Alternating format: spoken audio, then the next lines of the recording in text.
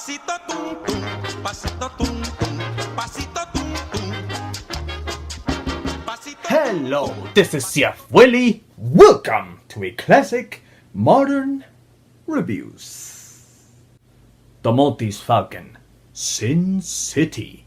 What did they have in common? Noir films.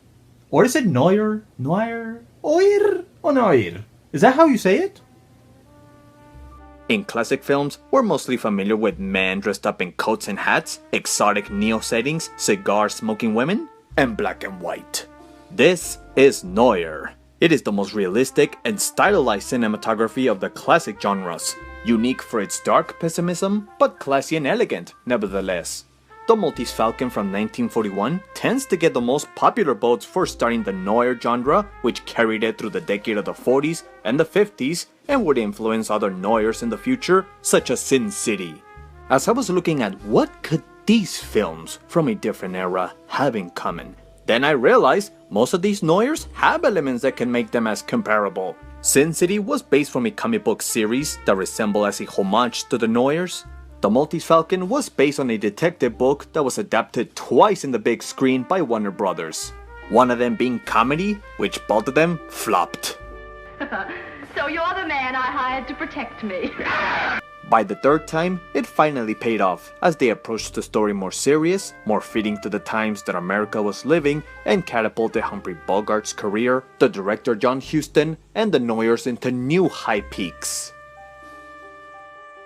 So for this 4-part miniseries video, I'll be discussing about the genre of noir in my traditional comparison video. What is it? I'll be talking about its black and white, the femme fatale, but for now, I'll be only focusing mainly on its tone and the mood of this genre. And yes, I'm gonna keep it like this in black and white because why not? As I like to call this miniseries, Deep in the Noir.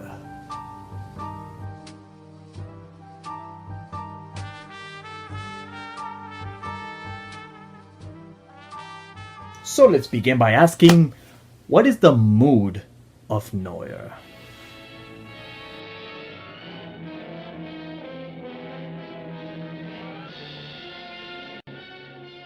I've gone on before to say that movies are a reflection of our culture and ideals, depending on the time that it comes up with a relatable story that earns its respect through the years. Noir is a deep psychological reflection of the American people after the Second World War during the 40s and after the 50s. Before World War II, America was entering into the age of progression, jobs were increasing, the economy was booming, the people were prospering, buying and selling. The show business of movies, musicals, and colorful characters were reflecting on the prosperous mood that the American people was getting high on. Basically, they were living up to the name of the American dream. They had jobs, they were making money, they were getting married, having plenty of kids, making more money, and having lots of more kids. Until the economy crash happened. Followed by the Great Depression, the Second World War occurs, and after the conflict was over, the country felt more traumatized after the exposure of poverty and the horrors of war in a progressive era. This is where noir comes to play, to show people the new change of mood that America was morphing into. Surely they still had musicals coming up and they did very well, but noir was an alternative genre that was not interested to cheer people up. It was a mood that presented a gritty, dark side that could relate to the present issues and the inner scars that the people were left with. The stories were much violent and crueler. The word noir didn't exist until 1946, when French critic Nino Frank first mentioned the term, meaning dark movies. That would later be adopted as a term for the 50s to describe this highly realistic but dark approach of the world. It focused on organized crime, corruption, depression, losses, murderers, lust, and deceptions. Eventually this genre would die out in the 50s as the American people started to cheer up a little bit and see this genre a little bit too dark for their taste. As many have claimed that the Maltese Falcon was the first noir, it wasn't the first to introduce a world of cynical realism. Often is pointed out that the first days of noir started with the German expressionism in the 20s and 30s, such as movies as M, Others give it credit to the classic horror monsters, and even though Detour came out after the Maltese Falcon, it is highly considered as one of the first Noirs as well. But one thing we can agree on, the Maltese Falcon was one of the first to introduce the American people the harsh reality opposing to their optimistic view of life before the war. Good guys were not always good guys, endings were not always happy endings, and sometimes evil would get away with their crimes. But what truly defines Noir, aside of its dark tone, is being what was taboo in those days. A rule breaker that did not follow up to the social norms. Before the war, Hollywood was under the Motion Picture Production Code of 1930. It was a guide of rules on what not to show in a movie in those days that could demoralize the people. Some examples involve not sympathizing with the criminal, not detailing the crime method, not showing drugs, alcohol, sex, murder that could be imitated. Anything that crossed those boundaries was considered as, quoted, evil. And the movie would suffer from minimal promotion or being banned.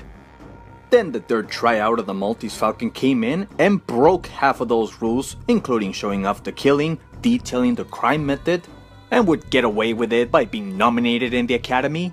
By 1968, the studio gave up on the motion picture code because by this point, nobody cared. They just had so many highly praised money-making movies that made an arc on pissing on these rules. What Sin City represents is a reminder of the moral guidelines that were cemented on the people and made a full embodiment of breaking every one of those guidelines, including showing off sex, profanity, religious commentary, vulgarity, erotic dances. When as for the 40s it was entering into the decline of morality, the 2000s was the embracement of a world with no rules and no morality. What Sin City does is represent all the elements of classic Noir with its 3 anthology stories, which borrow some elements of what made the Maltese Falcon into one of the classics of Noir.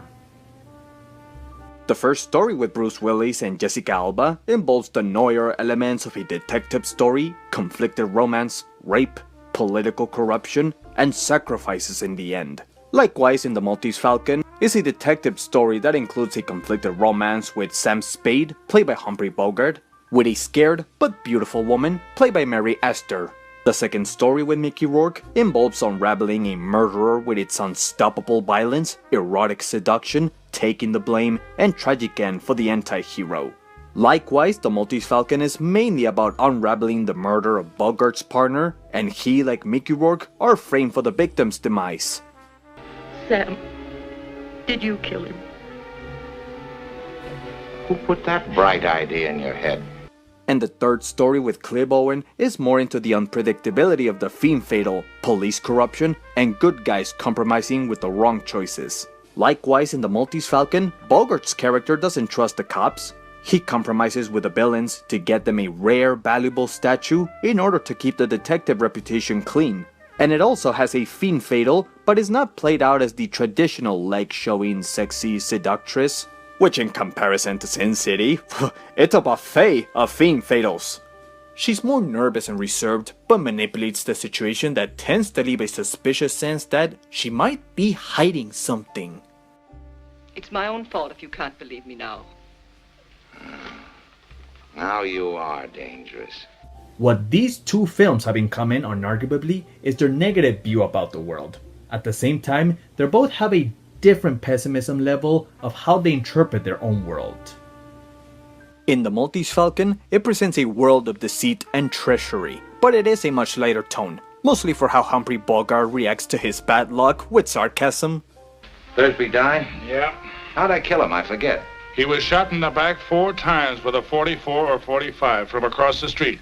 In Sin City, it's a much heavier, pessimistic view of the world, represented with the 3 main heroes who are washed up, decent beings that are put in a top spot, and out-of-control brutes. It shows a world with no hope, rarely if any. It's a world where the only fate these people have is either the life of a criminal or a prostitute. And if they're on the side of justice as Bruce Willis' character, they're doomed to face disillusions and suffer the loss of a loved one or their own self-respect. However, these stories wouldn't be as interesting if it didn't focus on its psychology of the characters. Noir is more concerned to analyze the character without throwing the story aside, getting to know them much deeper. The characters seem more intimate with the viewers, revealing their inner struggles, what led to the choices they made, and why are they the way they are. We get a little deeper analysis as to why Bogart's character can't get the girl in the end and thus has to give her to the police. I've no earthly reason to think I can trust you, and if I do this and get away with it, you'll have something on me that you can use whenever you want to. Since I've got something on you, I couldn't be sure that you wouldn't put a hole in me someday. In Sin City, almost 85% of what made it so good is the first-person narration. The story becomes much more fascinating and almost too personal whenever the three main heroes express their point of view. She's the only friend I've got. The daughter I never had. No air to breathe. Only the horrid, oily tar taste creeping up my nostrils. What if I finally turn into what they've always said I was gonna turn into? A maniac. And speaking of the hero, just like the movie industry was changing because of the war, so did the image of the moral American man that was depicted in those days. The heroes in Noir were far removed from the classic brave, inspiring white knight, the American model of a good citizen. During the war, Hollywood became patriotic and allowed to present some tough main leads that could spark a little fighting spirit in us. As they evolved, the heroes became anti-heroes. The leading man had patterns of being a wild man, isolator, womanizer, outcast, compromiser that walked in a middle grade line but kept an honorable code to still see the human side of them. It really gets my goat when guys rough up dames. Come on! I was rooting for you, Marv! If I were to compare the anti-heroes of Sin City with Humphrey Bogart's character, I would say he has the most common trait with Mickey Rourke's character. They're both wild and unpredictable, they can get pretty messy and pretty violent too. Keep that gunsel out of my way while you're making up your mind. I'll kill him if you don't, I'll kill him.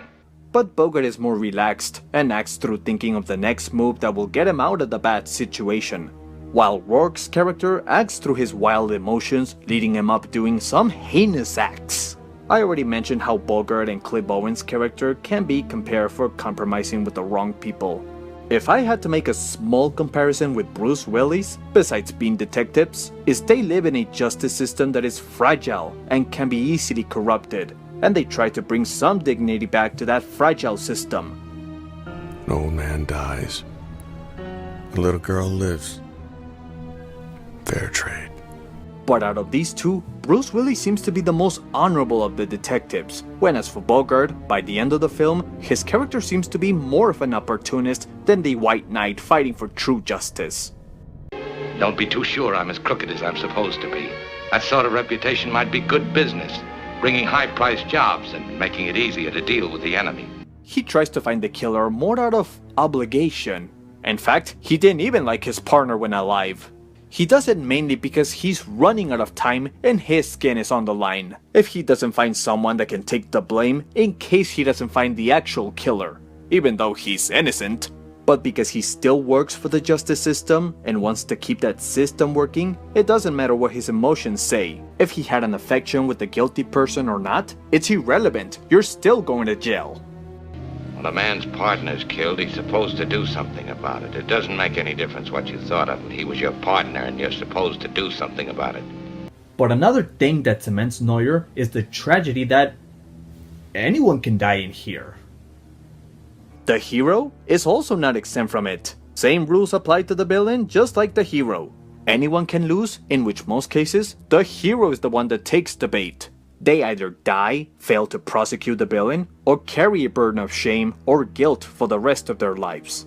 And in some cases, I prefer sad endings more than happy endings. They leave a much bigger impression because it challenges our hope of a future happy resolution for our lives. They symbolize that could be us one day. Not all of us will have a happy ending, and that is the harsh reality that Noir tackles on. The resolutions in Sin City were either too melancholic or tragic or brutal. The ending in the Maltese Falcon is left as a cliffhanger as to wonder what will become of Spade's lover. Will she die? Will she ever be set free and be back with him? And if not, will he ever get over the loss of his loved one? Even though they fell in love like in, what, a few days? You still believe that they're broken and disillusionate. Whether they find any peace, it's left free for our own interpretation. And it just makes it more interesting to question what will be the outcome of these characters when we don't know. Oh, but I'll tell you a true solving mystery that I never saw coming. That is the unexpected twist in the end with Sam's secretary, who all this time was a man. You're a good man, sister. I knew it! Case closed! Despite Sin City being too overdependent of special effects on giving a black and white look, it still looks incredibly stylized, close enough to the classic Noir look. Not to mention the minimal color they use to emphasize how diabolically violent or how gruesome and disgusting the situation is.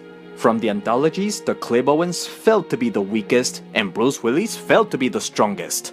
It had an interesting conflict, good villains, a likable anti-hero, and I would argue to say a very underrated Jessica Alba in probably the best role she's ever been, including her underrated sequel of hers. Now for some viewers, the Maltese Falcon may lose you because its strength comes from its dialogue. It's a slow process that switches from a murder case to finding a valuable statue to going back again being a murder case, but it keeps your interest with its quick, sarcastic dialogue. The actors were interesting to have a promising career after this and cement Bogart as the king of Noir. It is also a depiction of the American greed followed by the Great Depression. The greed that corrupts those who desire to obtain it for power, as it is in Sin City. It is the stuff that dreams are made of, as valueless, as disillusionate, and as black as Noir. What is it? The stuff that dreams are made of.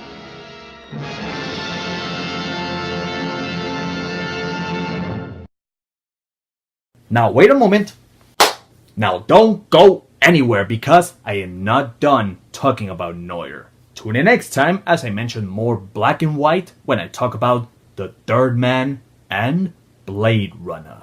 So for now, that's it for today. Ciao.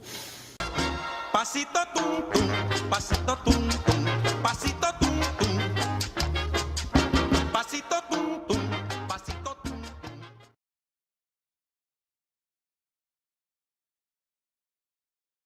As I was talking, blah blah blah blah blah blah.